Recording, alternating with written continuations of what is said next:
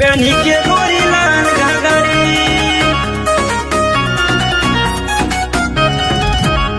पेनी के गोरी लाल घाघरी।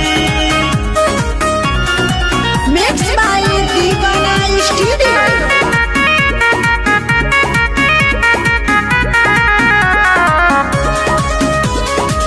हो नए साल में मार करेबू पेनी के गोरी लाल घाघरी, पेनी के गोरी लाल घाघरी, लाल घाघरी।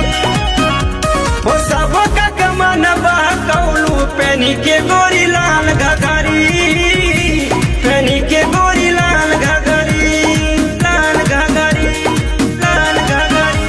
भदोही से जनपुर जालू पेनी के गोरी लाल घाघरी, पेनी के गोरी लाल घाघरी, पेनी के गोरी लाल घाघरी,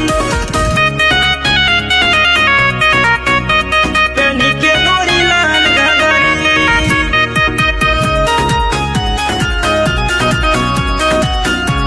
पेनी के गोरी लाल घाघरी। देखी के तोहर जवानी होखे लगे पहनी पहनी, तारा में खर्चा बेसी सबके नजर में ये रहनी। पेनी के गोरी लाल घाघरी। देखी के तोहर जवानी होखे लगे पहनी पहनी, तारा में खर्चा बेसी सबके नजर में ये रहनी।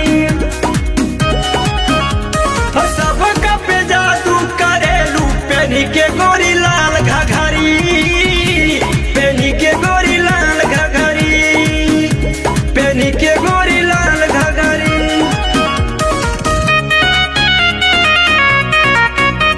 पेनी के गोरी लाल घाघरी।